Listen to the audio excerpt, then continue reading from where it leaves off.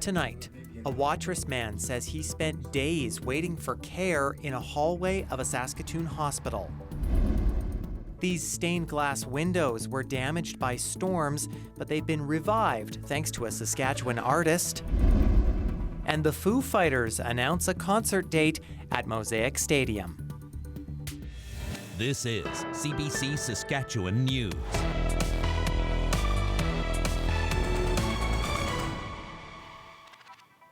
It is Thursday, October 23rd, and the CBC Saskatchewan News starts right now. I'm Ethan Williams. Thank you for joining us.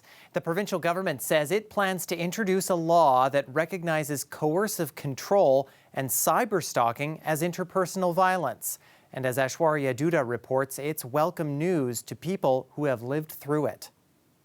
It's what survivors of domestic violence have been calling for, new laws to protect against coercive control.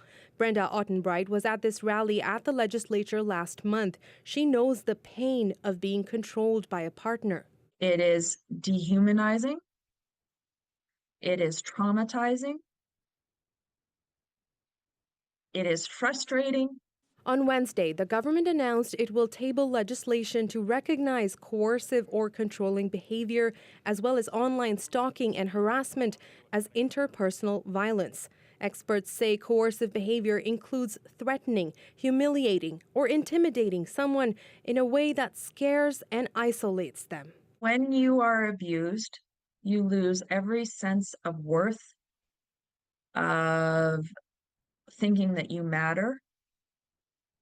When you're going through a system that is like this, it reinforces the unworthiness and that we don't matter. Advocates for victims of violence say perpetrators are increasingly using technology to harass and stalk their victims, and that this law recognizing coercive control could set a precedent. To my knowledge, Saskatchewan is the first to make this move, which is something really exciting and really, I think we can all be happy to see proactive measures taking place in our province, given our very high rates of intimate partner and family violence. She still hopes for a criminal code offense for coercive control at the federal level. A previous private member's bill died when Parliament was prorogued in January. For Ottenbright, this provincial law is a necessary step towards change. You can't change anything if you don't acknowledge it, so it's being acknowledged.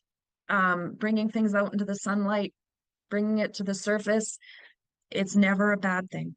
Both women will be watching closely to see whether the law comes with training for police, lawyers, and judges. Aishwarya Duda, CBC News, Saskatoon. A man from Watrous is speaking out after he was left in the hallway of Saskatoon's Royal University Hospital waiting for treatment. Guy Pollock has COPD, which can result in a lowered immune system response and lung damage. Pollock says last week he spent days in RUH's busy hallway as he received treatment for pneumonia. For me, it's traumatic because I have been avoiding everybody for the last couple of years because of my lungs. And a cold would kill me, so being stuck in that hallway is just not a place I wanted to. I almost to the point of panic. Pollock's experience was raised by the NDP during question period in the provincial legislature Thursday. The province's health minister says he has not yet spoken to Pollock, but he empathizes with him. That was my family member, if that was my relative, Mr. Speaker. I think we all in this House and all across the province, Mr. Speaker, we want the best possible health care for the people of this province, Mr. Speaker. That's exactly, again, Mr. Speaker, why this government makes decisions to put patients first. Pollock estimates about 2,000 people walked by his bed during his time at RUH. He was eventually transferred to a bed at Saskatoon City Hospital before being discharged. Pollock thanked the healthcare workers that were there for him, but says the system needs to be improved. The province says it plans to beef up its Safer Communities and Neighbourhoods Act, or SCAN. The legislation allows action to be taken against properties connected to illegal activities based on public complaints. Starting November 1st, the act will cover nuisance properties as well. Those are homes that are unfit for people to live in and can cause health and safety issues. the ability for our scan officers to target nuisance properties that are unsafe in a community, maybe where trafficking of stolen goods may be happening, excessive graffiti, really the properties that are creating unsafe neighborhoods. We're giving our scan officers more ability to directly deal with those. McLeod says enforcement officers will be working the community where the properties are. Scan officers will be able to apply for court orders to either seize or demolish the buildings. A murder trial in Saskatoon is offering a glimpse into the city's gang scene. Andrew Rosenfeld is charged with the second-degree murder of Nikira Brown. Dan Zakreski is following the trial, and a warning, some of the details are disturbing. The shooting happened in this Pleasant Hill apartment building, Suite 101. Andrew Rosenfeld shared it with his girlfriend, Nikira Brown. Rosenfeld called 911 just after 8 o'clock on the night of November 15th, 2022. Officers were in the area already and at the apartment in minutes. They found Brown dying on the floor. She had been shot in the head. The autopsy reports say the gun's muzzle was pointed under her chin. Rosenfeld was arrested and later charged with second-degree murder. Rosenfeld told police that it was a home invasion, that two masked men wearing black had broken into the apartment and then shot Brown. He said he had no idea why. Police doubted his story from the start. Security cameras covered the front and back entrances. No masked men in black were seen coming or leaving. And police found this gun hidden in the apartment.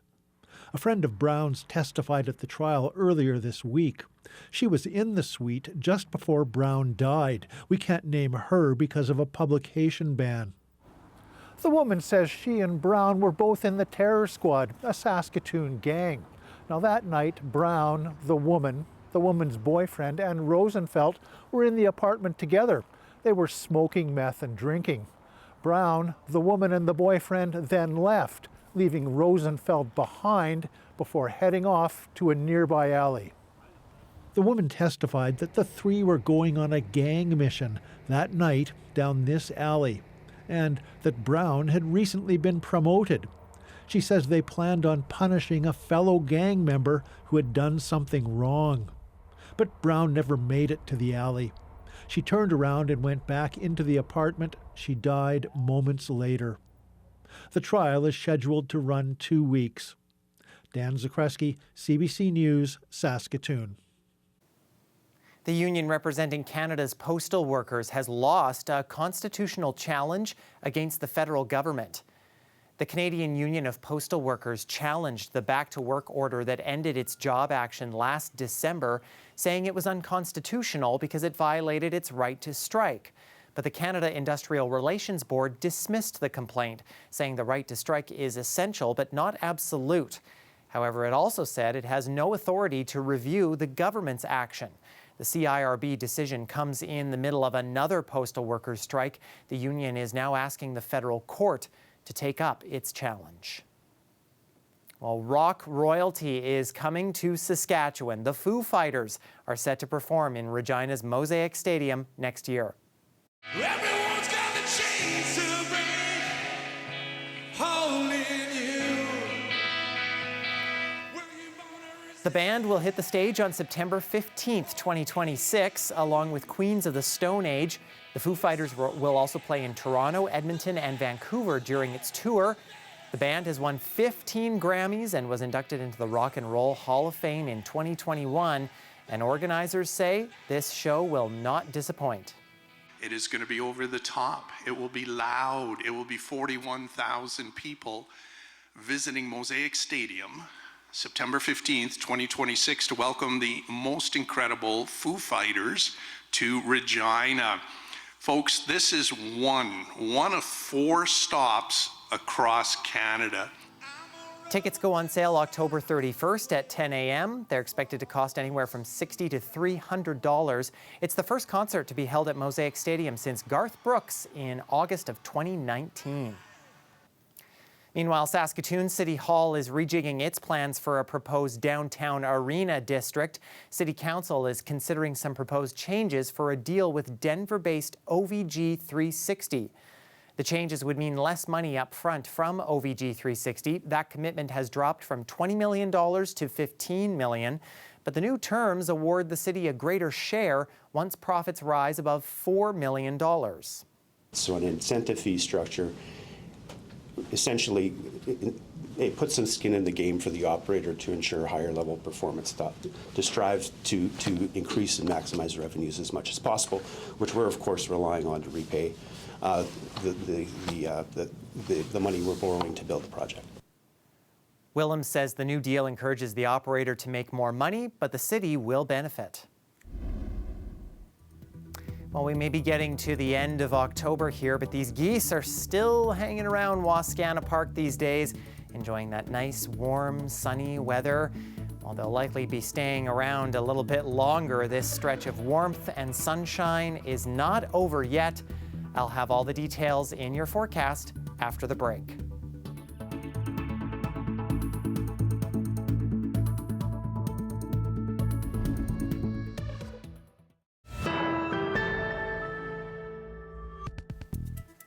A Regina-based charity says one anonymous and generous donor is funding new technology that's helping children to walk.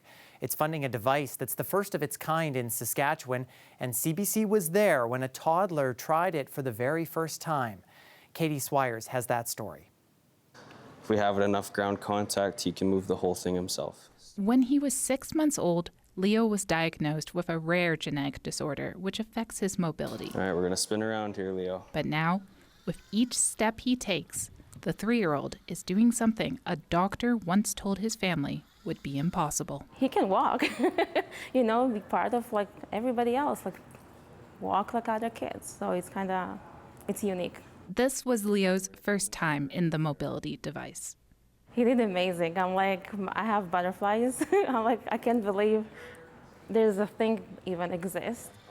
It's called Trexo, a Canadian-made robotic exoskeleton. Motors at the hip and knees can detect how a child is doing in the walker and assist them as needed, either fully helping them walk or just correcting their steps.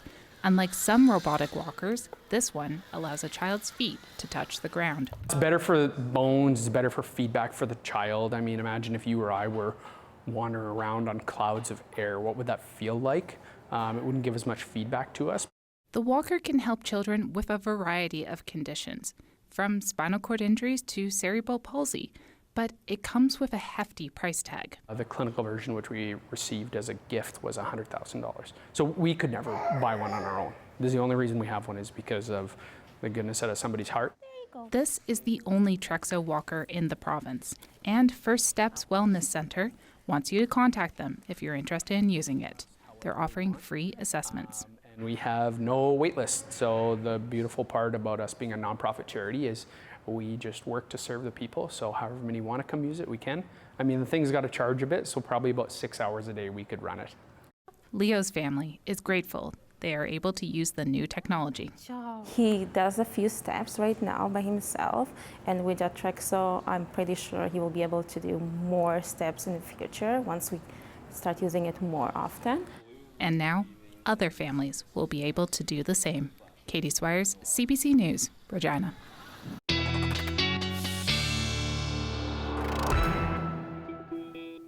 Well, we've encountered another gorgeous day on our hands throughout the province. Lots of sunshine, nice light winds for the most part as well, and some warm temperatures too.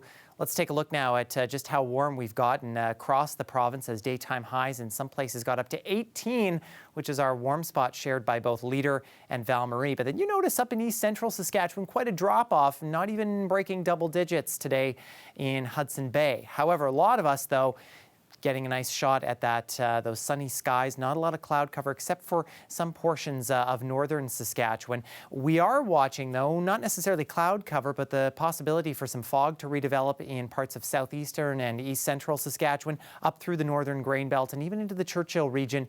Even through the early morning hours through Friday, we could see that hanging around a bit as well. But otherwise, The sunny skies continuing over the next couple of days before we start to see a low pressure system develop out of Alberta. That will ride the jet stream up into northern Saskatchewan, bringing some cloud cover for Saturday and some rain to the far northwest corner before another system follows it, and that is actually going to spill some moisture through parts of south and central Saskatchewan. This is kind of just a preliminary model. This only goes up to about 6 p.m. Sunday. Again, about 5 to 10 millimeters possible in west central sections of the province. That first system, though, through the north, bringing upwards of maybe 5 millimeters along areas that are a little bit closer to the Alberta border. So for those of us in Regina, we are looking at a nice sunny day for Friday. For that Rider game, well, you know, normally this time of year when we talk about CFL football, we're getting into the realm of maybe jackets and boots and hand and foot warmers, but definitely not going to be needed on Saturday. Not only is it going to be 19 degrees during the day, it's really only going to drop down to 7 degrees overnight, so well above seasonal for this time of year, which, by the way, overnight in Regina is -5. Then we get into that system Sunday and Monday, which could bring some rain to the Regina area before the sun comes back for Tuesday, Wednesday, Thursday, but we stay closer to seasonal during kind of those few days there with some wind gusts picking up Thursday. For Saskatoon, again, very nice conditions for both Friday and Saturday. There's that chance of showers on Sunday. At this point, it looks like Regina and the south are kind of catching more of those showers than Saskatoon. We are left with some cloudy conditions on Monday before the clouds break for Tuesday, but we'll watch out for another system which is moving in for Wednesday, Thursday. As those temperatures drop closer to normal, we are looking at for either rain or snow those couple of days with some gustier winds as well. Well, if you've ever been to Gravelbourg, you've probably spotted the steeples of the iconic cathedral jutting above the prairie landscape. But when a vicious hailstorm struck in 2024, many of the cathedral's original stained glass windows were ruined. Luckily, a local artisan stepped up to repair the damage. To be able to be part of the preservation of the cathedral means a lot to me. It's part of the history of the town, it's part of the culture. I grew up in southern Saskatchewan as a Francophone, and this was the center of all Francophone activity. So even before seeing the town, I recognized the steeples on the cathedral. Well, it's all done by the second parish priest, Father Charles Maillard. He studied art at the University of Lille in northern France. And when he came to Canada, he wanted to be a priest. And by 1917, he was here. And he started to paint the cathedral in 1921. And it took him 10 years to do all the paintings, which is remarkable. The cathedral was built in about a year and a half. And you can't forget the fact that not only was the cathedral being built, but they were also building the convent. They were building the college. They were building the bishop's palace, all claybank brick. And you know, if we hadn't had claybank brick, we could have never done this. There was a hailstorm which broke the outside window, and then we had a windstorm that pushed the glass, and that made it fall. We had a vicious storm that came from the northwest. It cracked some of broke some windows on the outside. So we were lucky to have those windows on the outside. And then Dolores went to work. She replaced a lot of the panes, and I think she worked on that for a couple of months for sure. Pieces were broken, but the shape and size was easy to duplicate. The biggest challenge was getting the exact fit, because it's curved on the top. Had to be all replaced so that this doesn't happen again. It's a place that inspires people, so I can see her as an artist relating to that. And the cathedral, well, it's like the Eiffel Tower to me. Actually, I like it better than the Eiffel Tower.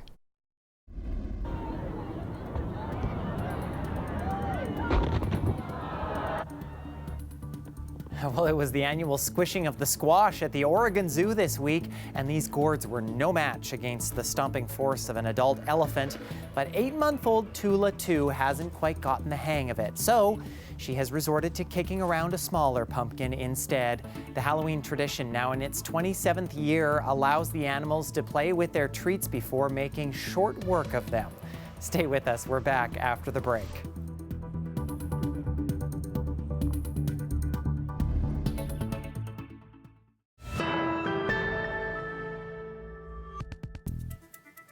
Welcome back. The Saskatchewan Roughriders held their final practice of the regular season on Thursday as they gear up for their final game of the regular season. The Riders are set to host the BC Lions at Mosaic Stadium on Saturday. The green and white are sitting pretty with a 12-5 record, having clinched first place in the West Division.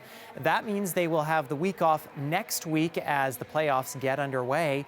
But two Rider receivers say in order to be ready to go for the West Final, the work needs to start this week.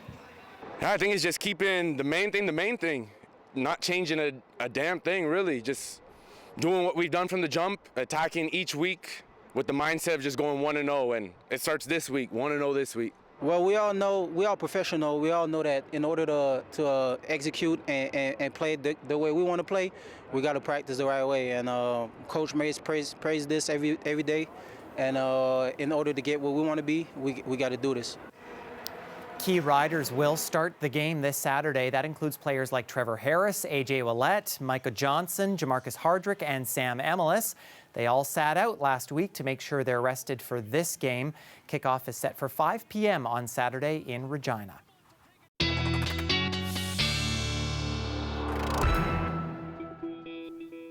Well, fall is a gorgeous time of year to grab some photos, and I want to thank Susan and Penny who grabbed some gorgeous fall shots during both the daytime and twilight recently, including both of these shots actually include some photos by the water as well. Wascana Lake in Regina from Susan, and out at Struthers Lake southeast of Prince Albert by Penny there. So thanks so much to both of you for sending those in. It's going to be another nice night. I think we'll be able to see the sunset as we head Thursday into Friday with mostly clear skies. The temperatures hovering around the freezing mark through south and central.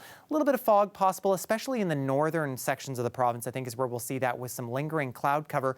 Not a single temperature dropping below freezing in the north overnight. That is pretty rare for this time of year. Few lingering clouds in the morning for the north before things clear out into the afternoon. And for south and central, well, really not a cloud to worry about at all. As we start the day near freezing, we'll quickly jump into the double digits by the noon hour, and another day in the high teens, maybe even a 20-degree temperature as we get into the afternoon, with continued sunshine and some fairly calm winds as well, making for another nice day. And that is our news for this Thursday. For more news anytime, you can always head to cbc.ca/sask or subscribe to the CBC Saskatchewan YouTube channel. And you can also download the CBC News app on your smartphone or tablet. Thanks so much for watching.